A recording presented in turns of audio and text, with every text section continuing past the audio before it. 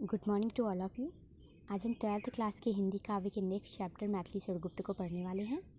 हमारी पाठ्य पुस्तक में मैथिली षडगुप्त की 2 कविताएं संकलित हैं, कैकेयी का अनुताप और गीत। ये दोनों ही इनके विशाल महाकाव्य साकेत से ली गई हैं।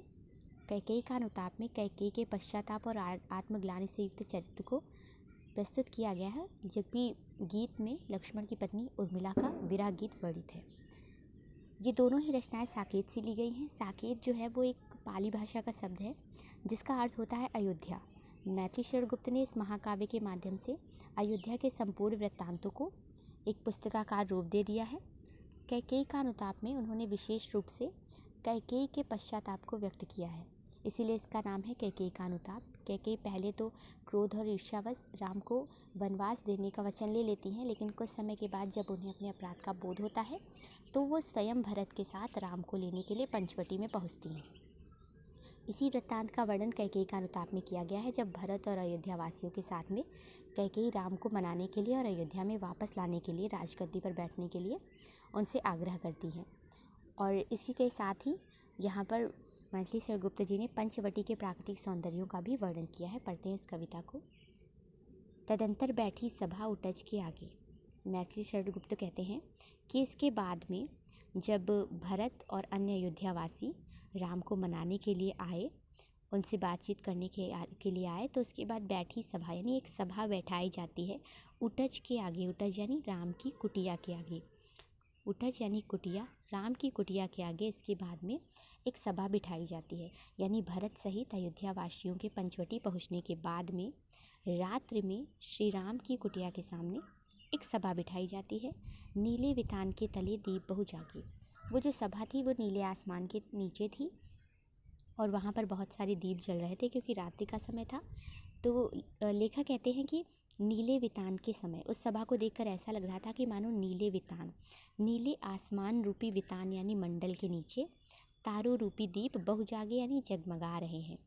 उसके बाद में श्री राम की कुटिया के सामने पंचवटी में सभा का आयोजन हुआ और उस सभा को देखकर ऐसा लग रहा था मानो नीले आसमान रूपी मंडप के नीचे जो तारों रूपी दीप है वो जगमगा रहे हैं।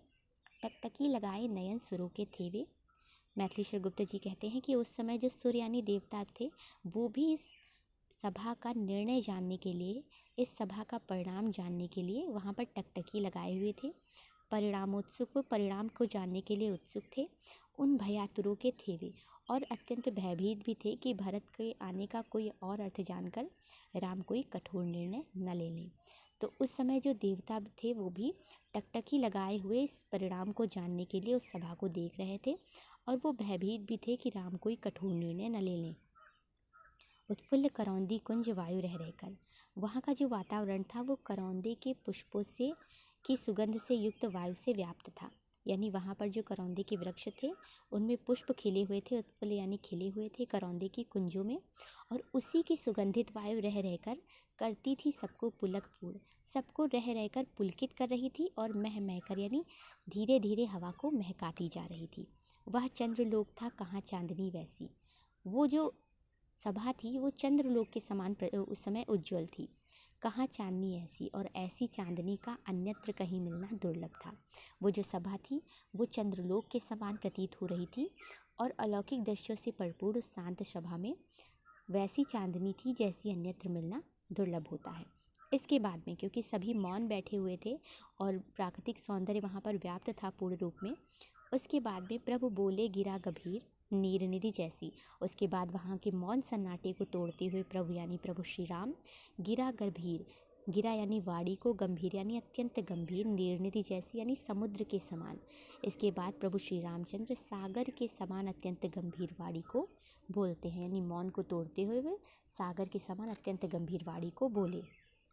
मैथिली षडगुप्त जी कहते हैं कि भरत के साथ अयोध्या वासियों के पंचवटी पहुँचने के बाद में रात्रि में श्री रामचंद्र जी की कुटिया के आगे एक सभा का आयोजन कराया गया। उस सभा को देखकर ऐसा प्रतीत हो रहा था कि मानो आकाश रूपी मंडल के नीचे बहुत सारे तारे रूपी दीप जगमगा रहे हों। सभा में किए जाने वाले महत्वपूर्ण निर्णय का परिणाम जानने के लिए देवतागण भी वहाँ नजरें गड़ाए हुए थे और सभी इस बात को लेकर भयभीत थे कि श्री राम कोई कठोर निर्णय न ले लें। वहाँ का जो वातावरण था उस वातावरण में करौंदे के पुष्पों की सुगंध रह रह कर के सबको पुलकित कर रही थी, रोमांचित कर रही थी और उस वातावरण को महका रही थी। वहाँ का जो वातावरण था वो चंद्रलोक के समान उज्जवल था और वहाँ ऐसी चांदनी व्याप्त थी जैसी अन्यत्र मिलना दुर्लभ होता है, अन्यत्र नहीं मिलती। इसके बाद में इस शांत, मंद और सुगंधित पवन से युक्त वातावरण में मौन सन्नाटे को तोड़ते हुए प्रभु यानी श्री रामचंद्र सागर जैसी गंभीर वाणी में कुछ वचन बोले। अब क्या बोले ये हम आगे पढ़ने वाले हैं। हे भरत भद्र, अब कहो अभीप्सित अपना। अभीप्सित यानी उद्देश्य, इच्छा। हे भरत भद्र यानी हे भाई भरत, अब अपनी इच्छा कहो। ऐसी गंभीर वाणी में उन्होंने भरत को संबोधित किया। ऐसी गंभीर वाणी वो बोले। सब सजग हो गए, भंग हुआ ज्यों सपना। सभा में सभी शांत बैठे थे और उनकी इस गंभीर वाणी को सुन करके सब उसी प्रकार से सजग हो गए, यानी एकदम से जाग गए, मानो उनका कोई सपना टूट गया हो। सब ऐसे सजग हो गए कि मानो सभी लोग सावधान हो गए, जैसे कि उनका कोई सपना टूट गया हो, यानी सब चौकन्ने हो गए। हे आर्य, रहा क्या भरत अभीप्सित अब भी। इसके बाद उनके प्रश्न का उत्तर देते हुए भरत जी नम्रता से और एक तरह से व्यंग करते हुए कहते हैं कि हे आर्य यानी हे भ्राता, रहा क्या भरत अभीप्सित अब भी, यानी अब भरत का क्या उद्देश्य हो सकता है, क्या अब भी भरत की कोई इच्छा शेष रह गई है। ये यहाँ पे वो व्यंग करते हुए कहते हैं। मिल गया अकंटक राज्य, उसे अकंटक राज्य मिल गया है, यानी बाधा रहित राज्य मिल गया है जिसमें किसी तरह की बाधा नहीं है। उसे जब तब भी, क्या उसे अकंटक राज्य मिलने के बाद भी अब उसकी कोई इच्छा रहनी शेष है। पाया तुमने तरुतले अरण्य बसेरा, तुमने अर्थात जिनको राज्य मिलना चाहिए था, जो राज्य का अधिकारी था, वो तरुतले यानी वृक्ष के नीचे, अरण्य यानी जंगल में, बसेरा यानी बसेरा करके बैठ गया है, यानी जो राज्य का अधिकारी था वो यहाँ वृक्षों के नीचे वन में निवास कर रहा है। रह गया अभीप्सित शेष तदपि क्या मेरा, तो क्या इसके बाद भी मेरी कोई इच्छा शेष रह सकती है, मेरा कोई अभीप्सित शेष रह सकता है।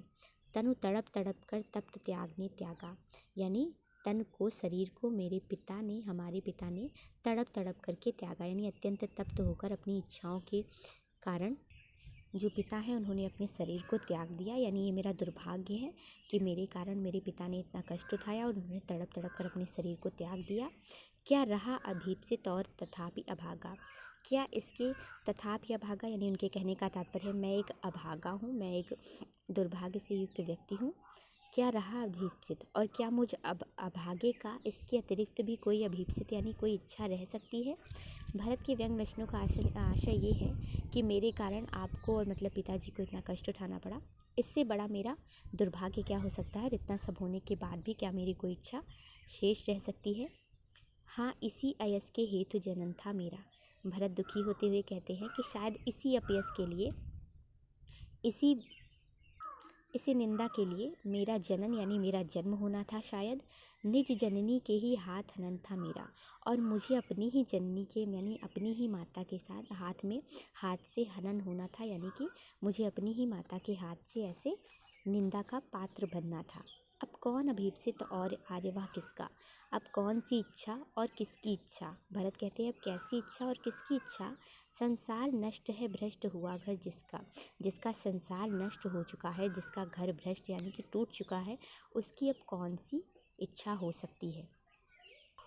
इसके बाद में प्रभु रामचंद्र अत्यंत गंभीर वाणी में कहते हैं कि हे भरत, अब अपनी इच्छा बताओ, यानी यहाँ आने का क्या प्रयोजन है वो बताओ। उनकी इस बात को सुनकर के सब ऐसे सजग हो गए, चौकन्ने हो गए, जैसे उनका कोई सपना टूट गया हो।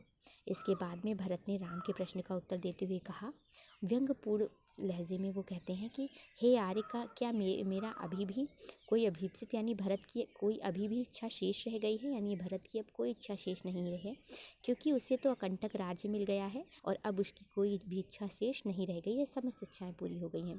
जो उस राज्य का अधिकारी था उसने तो वन में वृक्षों के नीचे अपना बसेरा कर लिया है, इसके अतिरिक्त मेरी और क्या इच्छा हो सकती है। मेरे पिता ने तड़प तड़प करके अपना तन त्याग दिया है और मैं अभागा हूँ कि इसके अतिरिक्त अब मैं एक अभागा हूँ और इसके अतिरिक्त अब मेरी कोई भी इच्छा नहीं हो सकती है। क्या हाँ, शायद इसी अपयस के लिए, मेरी इसी निंदा के लिए मेरा जन्म हुआ था, और ये मेरा दुर्भाग्य है कि मुझे अपनी ही माता के हाथ से निंदा का पात्र बनना पड़ा, मुझे अपनी ही माता के द्वारा ऐसे घृणित कार्य में लिप्त किया गया। अब इसके अतिरिक्त मेरा कौन सा अभीप्सित यानी अब इसके अतिरिक्त कौन सी इच्छा हो सकती है और किस कारण से, यानी अब इसके अतिरिक्त भरत की कोई भी इच्छा नहीं है। ये वो निंदा ये वो एक तरह से व्यंग करते हुए कहते हैं। मुझसे ही मैंने आज स्वयं मुँह फेरा, यानी कि आज जो ये कर्म हुआ है, आज जो ये स्थिति है, उसके कारण मैंने ही मुझसे मुँह फेर लिया है, यानी मैं स्वयं से ही दृष्टि नहीं मिला पा रहा हूँ, मैंने स्वयं से मुँह फेर लिया है। हे आर्य बता दो तुम ही ऐसी अभीप्सित मेरा। अब मेरी तो कोई इच्छा शेष नहीं रह गई है, लेकिन हो सके तो हे आर्य यानी हे भ्राता, आप मुझे मेरा अभीप्सित यानी इच्छा बता दीजिए। प्रभु ने भाई को पकड़ हृदय पर खींचा। इस प्रकार के वचनों को सुन करके और भरत के इतने भ्रातृ प्रेम से युक्त वचनों को सुन करके जो प्रभु यानी श्री रामचंद्र हैं उन्होंने अपने भाई को पकड़ करके हृदय पर खींचा, यानी हृदय से लगा लिया।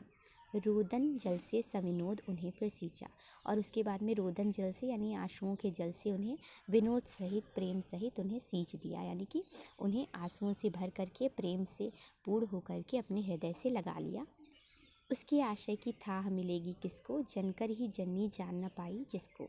श्री राम कहते हैं कि उसकी आशय की थाह किसी को नहीं मिल सकती, यानी उसकी इच्छा कोई भी नहीं जान सकता है, जिसे स्वयं उसकी माता ही जन्म देकर नहीं जान पाई। जनकर ही जननी यानी जिसे जन्म देकर उसकी माता ही नहीं समझ पाई, उसे कोई और संसार में समझ नहीं सकता। कहने का तात्पर्य है कि उसकी इच्छा को और कौन समझ सकता है जिसे उसकी माता ही नहीं समझ पाई। यानी कि जब स्वयं भरत की अभीप्सित को उनकी माता ने नहीं समझा और उन्होंने सोचा कि जो भरत है उन्हें राज्य का लोभ है, तो अन्य कोई इस संसार में भरत की अभीप्सित को कौन समझ सकता है।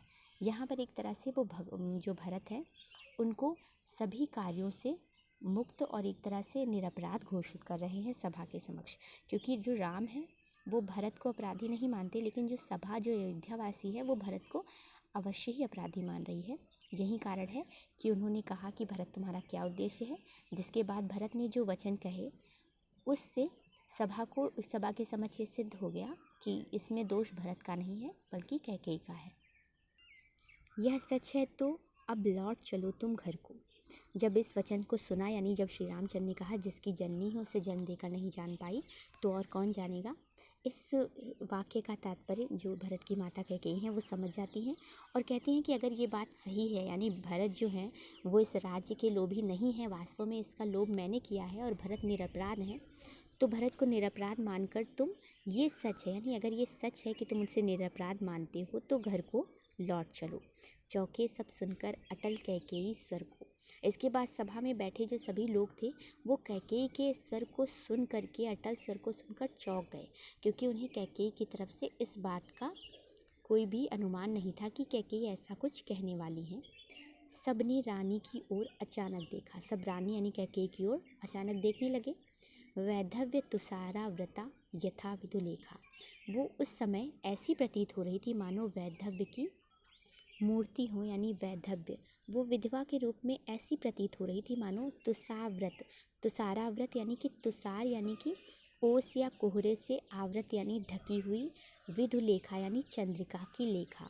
वो उस समय विधवा के वेश में थी और वो उस समय ऐसी प्रतीत हो रही थी कि मानो कोहरे ने या फिर ओस ने विधुलेखा यानी चंद्रमा को या चांदनी को ढक लिया हो। उसके बाद में सभी लोग अचानक रानी की ओर देखने लगे और वो उस समय ऐसी प्रतीत हो रही थी कि मानो विधवा के वेश में रानी ऐसी लग रही थी कि मानो जो कोहरा है उसने चांदनी को एक तरह से ढक लिया हो। यानी चांदनी जो होती है वो अत्यंत उज्जवल और श्वेत होती है, एकदम रानी की तरह, और उस समय उन पर जो श्वेत रंग का आवरण विद्यमान था, जो उन्होंने वस्त्र पहन रखे थे, उनको देखकर ऐसा लग रहा था कि चांदनी को कोहरे ने ढक लिया है। बैठी थी अचल, वो अचल वहाँ पर बैठी हुई थी, यानी उनमें कोई भी गति नहीं थी।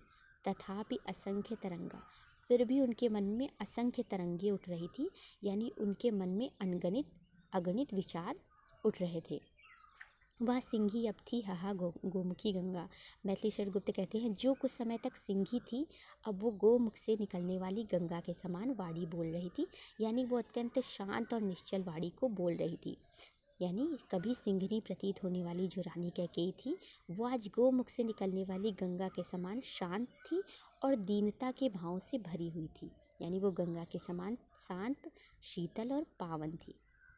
हाँ, जनकर ही मैंने नहीं भरत को जाना, कैकेयी कहती हैं ये सच है कि वास्तव में मैंने भरत को जन्म देकर भी वास्तव में पहचाना नहीं, यह सब सुन ले, तुमने स्वयं अभी यह माना। इस सभा में बैठे सभी लोग सुन लें और तुमने स्वयं अभी यह माना है कि भरत का यहाँ पर कोई भी अपराध नहीं है। यह सच है तो फिर लौट चलो घर भैया, अपराधी मैं हूँ तात तुम्हारी मैया। अगर ये सच है तो फिर भैया यानी हे भरत के भ्राता, तुम अब घर को लौट चलो, यानी भरत के लिए तुम घर को लौट चलो। अपराधीन मैं हूँ, मैं अपराधीन हूँ तात तुम्हारी मैया, और मैं अपराधीन हूँ तात यानी तुम्हारे पिता की और तुम्हारी अपराधीन हूँ, और एक तरह से तुम्हारी माँ हूँ। तो मेरी बात को सुन करके तुम घर को लौट चलो। दुर्बलता का ही चिन्ह विशेष शपथ है, यानी कि जो शपथ है, जो कसम खाना है, वो दुर्बलता का चिन्ह है। यानी जो व्यक्ति दुर्बल होता है वो ही शपथ लेता है, अन्य व्यक्ति शपथ नहीं लेते। जब कोई व्यक्ति हारने लगता है, जब उसे अपनी पराजय का बोध हो जाता है, अनुमान हो जाता है, तब वो कसम खाने लगता है, शपथ लेने लगता है। तो कैकेयी कहती हैं कि मैं जानती हूँ कि जो शपथ है वो दुर्बलता का यानी कमजोरी का चिन्ह होता है, पर अबला जन के लिए कौन सा पथ है। लेकिन मेरे जैसी अबला स्त्री के लिए, यानी जिसके पास अब कोई भी साधन नहीं बचा है तुम्हें वापस ले जाने का, उसके लिए अब कोई भी पथ नहीं है, यानी कोई मार्ग शेष नहीं बचा है। यदि मैं उकसाई गई भरत से हूँ, यानी अगर मुझे भरत ने ऐसा करने के लिए जरा भी उकसाया हो, जरा भी प्रेरित किया हो, तो पति समान ही स्वयं पुत्र भी खोऊं, तो मैं अपने पति के समान अपने पुत्र को भी खो दूं। ठहरो ठहरो मत रोको मुझे, कहूँ सो सुन लो। जब वो ये बात कहती हैं कि अगर मैंने ऐसा कुछ, भरत ने मुझे उकसाया हो, तो जैसे मतलब मेरे पति की मृत्यु हुई वैसे मैं अपने भरत से भी विमुख हो जाऊं। तो ऐसा सुनकर सभा में सभी लोग उन्हें रोकने लगते हैं कि अरे नहीं, ऐसा मत कहिए। तो वो कहती हैं ठहरो, यानी रुक जाओ, मत रोको मुझे रोको मत, कहूँ सो सुन लो। मैं जो कहना चाहती हूँ वो सुन लो। करके पहाड़ सा पाप मौन रह जाऊं, राई भर भी अनुताप न करने पाऊं। यानी मैं इतना बड़ा पाप कह करके भी अगर मौन रह जाती हूँ तुम, और राई भर यानी थोड़ा सा भी अगर अनुताप यानी पश्चाताप न करने पाऊँ, तो ये बात अत्यंत गलत होगी। तो वो कहती हैं कि मुझे कह लेने दो जो मैं कहना चाह रही हूँ, क्योंकि मैंने पहाड़ के जैसा पाप किया है और ये मेरा जो पश्चाताप है वो राई के समान है, यानी अत्यंत सूक्ष्म है। थी स नक्षत्र शशि निशा ओट टपकाती, रोती थी नीरव सभा हृदय थपकाती। उस समय पंचवटी में स नक्षत्र यानी नक्षत्रों से भरी हुई शशि निशा, चंद्रमा से युक्त वो रात्र ओश टपका रही थी, यानी ओश की बूंदों से युक्त थी, और रोती थी नीरव सभा हृदय थपकाती। इस वृत्तांत को देख करके, इस स्थिति को देख करके जो सभा थी वो नीरव यानी शांत थी और अपने हृदय को थपकाती हुई रो रही थी, यानी एक तरह से मन ही मन में विलाप कर रही थी। इसके बाद में कैकेयी कहती हैं कि अगर अभी तक तुमने जो कहा है वो बात सच है, यानी कि भरत का इसमें कोई भी दोष नहीं है, तो तुम अब घर को लौट चलो। कैकेयी के स्वर को सुनकर सभी चौंक गए। सबने रानी की ओर देखा और उस समय विधवा के वेश में रानी ऐसी प्रतीत हो रही थी मानो कि किसी चांदनी को कोहरे ने ढक लिया हो, यानी जो चांदनी की कला है उसको कोहरे ने ढक रखा हो। वो उस समय भले ही अचल बैठी थी, यानी निश्चल बैठी हुई थी, फिर भी उनके मन में असंख्य तरंगा यानी अनेक विचार, असंख्य विचार की तरंगे उत्पन्न हो रही थी। वह सिंही अब थी हा गौमुखी गंगा, जो कल तक सबको सिंगिनी के समान प्रतीत होती थी, वो अब गोमुख से निकलने वाली गंगा के समान शांत और निश्चल थी। यानी जो कल तक बहुत ही भयंकर और रौद्र से पूर्ण वचन को बोलती थी, वो अब इस समय गोमुख से निकलने वाली गंगा के समान शांत और निर्मल वचनों को, मन को अच्छे लगने वाले वचनों को बोल रही थी। वो कहती हैं हाँ, मैंने जनकर भी भरत को नहीं जाना, यानी जन्म देकर भी मैं भरत के उद्देश्य को नहीं समझ पाई। सभी यहाँ सभागढ़ में जो उपस्थित व्यक्ति हैं वो भी सुन ले, क्योंकि तुमने भी स्वयं अभी यही माना है कि भरत का इसमें कोई अपराध नहीं है। अगर ये सच है तो हे भरत के भ्राता, तुम घर को लौट चलो। मैं तुम्हारी और तुम्हारे पिता की अपराधन हूँ, इसलिए तुम घर को वापस चलो। मैं मानती हूँ कि जो शपथ होती है वो दुर्बलता का चिन्ह होती है, लेकिन मुझ अपला स्त्री के लिए इसके अतिरिक्त अब कोई मार्ग नहीं बचा है। तो मैं ये शपथ लेती हूँ कि यदि मुझे भरत के द्वारा उकसाया गया हो या भरत ने मुझे ऐसा करने के लिए प्रेरित किया हो, तो मैं अपने पति के समान अपने पुत्र को भी खो दूँ। यानी यहाँ पर भरत का कोई भी अपराध नहीं है, इसलिए भरत को निरपराध मान करके, उसकी बात मानकर तुम घर को लौट चलो। उसके बाद सभी लोग उन्हें रोकने लगते हैं सभा में। तो वो कहती हैं ठहरो मत रोको मुझे, यानी ठहरो, मुझे रोको मत, मैं जो कहना चाह रही हूँ उसे सुन लो। क्योंकि इस जो मेरा पाप है वो पहाड़ के समान है, और अगर ऐसा कर कर भी मैं मौन रह जाती हूँ और एकदम राई के समान छोटा सा पश्चाताप भी नहीं करने पाती हूँ, तो मैं और अधिक पाप की भागी होंगी।